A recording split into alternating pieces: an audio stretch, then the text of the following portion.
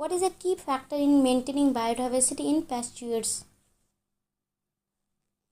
Seed diversity. Which type of pasture is best for winter grazing? Cool season grass. What is the purpose of a pasture lease? To share grazing rights. What is a common consequence of not managing pasture properly? Soil erosion. What is the primary goal of grassland restoration? To improve ecosystem health. Which is a common method for assessing forage availability? Both B and C. What is the role of mycorrhizal fungi in pasture? Enhancing nutrient uptake. How can livestock contribute to pasture management? Through selective grazing. What is the benefit of using native grasses in pastures? Reduced maintenance.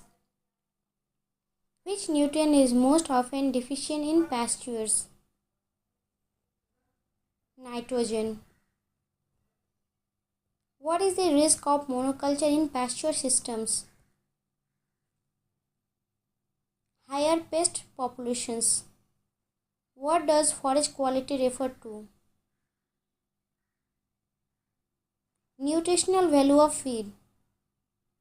Which of the following is a key consideration when selecting pasture species? Both A and B. What is the significance of agroecology in pasture management? Enhancing ecosystem services. Which of the following is a sign of poor pasture management? Low soil quality. What is the effect of overgrazing on pasture? Soil degradation.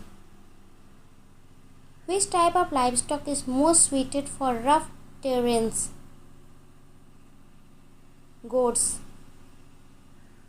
What is a common method for monitoring pasture growth? Visual assessment. Which of the following is a benefit of agroforestry in pasture management? Improve biodiversity. Which practice can help maintain soil health in pastures? Cover cropping.